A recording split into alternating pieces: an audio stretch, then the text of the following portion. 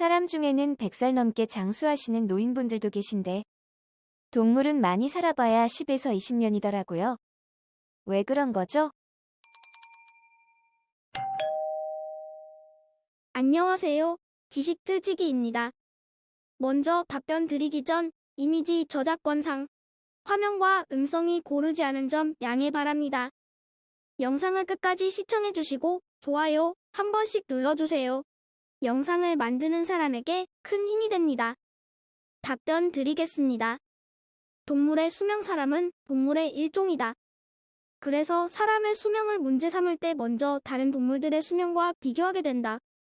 야생동물의 수명에 관한 정확한 자료는 찾기가 쉽지 않다.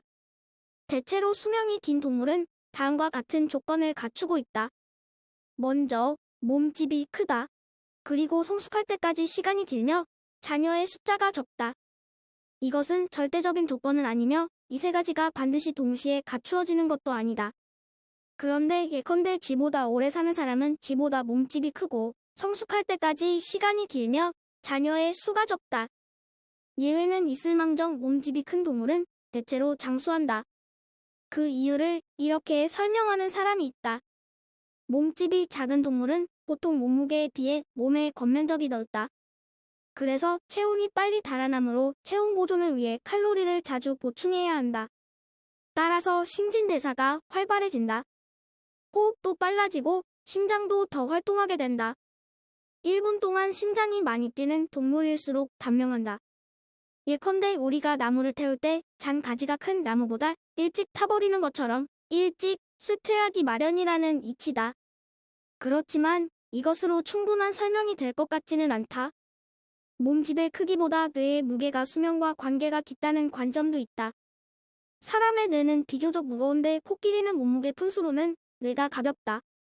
결국 사람은 코끼리보다 오래 산다. 사람의 뇌는 태어난 다음에 커진다는 점에서도 일반 젖먹이 동물의 뇌와 다르다. 태어나서 1년 지나면 2배가 되고 성인이 되면 3배가 되며 20세 때 무거워지고 30세가 되면 점점 가벼워져 간다. 젖먹이 동물 중에서 비교적 오래 사는 코끼리는 사람의 경우처럼 태어난 다음에 뇌가 커간다. 대체로 중년기 이후의 시기를 숙년기라고 하는데 45세부터 65세까지 분류하는 경우가 많다. 그런데 숙년기에는 신체적으로 노화 경향이 시작됐는데도 숙성 경향이 강해져 사람의 적응력이 돋아진다. 이런 경향은 뇌의 발달, 특히 새로운 뇌덕택인데 뇌의 세포는 근육의 세포처럼 분열해서 새로워지는 것이 아니라 기억을 보존한 채로 있기 때문이다. 뇌는 노화되면서도 일을 계속함으로 사람의 뇌가 몸에 비해서 크다는 것은 사람을 환경에 적응시켜서 장수하게 하는 요인으로 간주되고 있다. 수명에 관한 학설들 수명은 몸집이나 뇌의 크기에 관계되는 것이 아니라 몸집이나 뇌가 성장될 때까지의 시간과 관계가 깊다.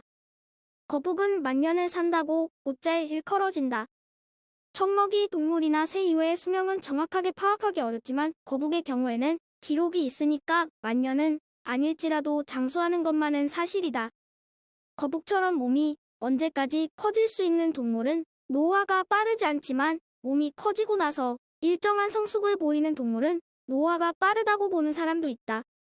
새끼가 많을수록 수명이 짧다는 현상도 있다. 사람이나 코끼리처럼 젖먹이 동물이면서 장수하는 동물은 자손을 조금밖에 낳지 않는다. 쥐처럼 새끼를 많이 낳는 동물은 단명한다.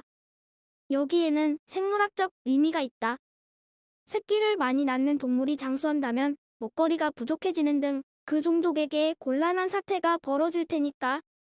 코끼리는 한평생에 평균 6마리의 새끼를 낳는다. 만일 나이 들어서 죽는 일이 없다면 한 마리의 수컷과 한 마리의 암컷 사이에서 집계손이 750년 사이에 1900만 마리 이상이나 된다는 계산을 한 사람도 있다. 사람은 고양이나 쥐만큼 많이 낳지 않지만 코끼리에 비해서 번식력이 적다고는 말할 수 없다. 만일 사람이 죽지 않게 된다면 지구상에 발 디딜 여지도 없을 것이다. 개체 유지를 계속하면 종족 보존은 할 수가 없어진다. 이렇게 생각해보면 자녀 수요가 많을수록 수명이 짧다는 것은 생물에게 있어서 필요한 것인지 모른다. 동물은 성숙해서 어른이 될 때까지의 기간이 길수록 수명이 길다는 지적도 있다.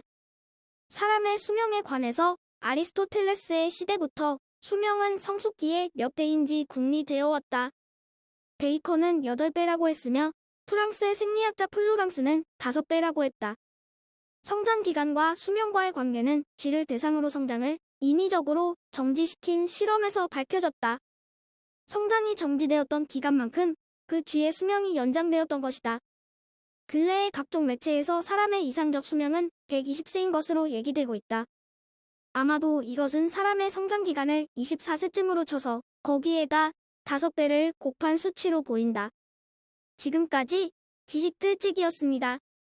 다음 영상은 더욱 호기심 많은 질문들로 업데이트될 예정입니다. 구독하시면 일상생활에서 가끔 궁금한 질문들이 함께할 것입니다. 지식과 상식 얻어가세요. 감사합니다.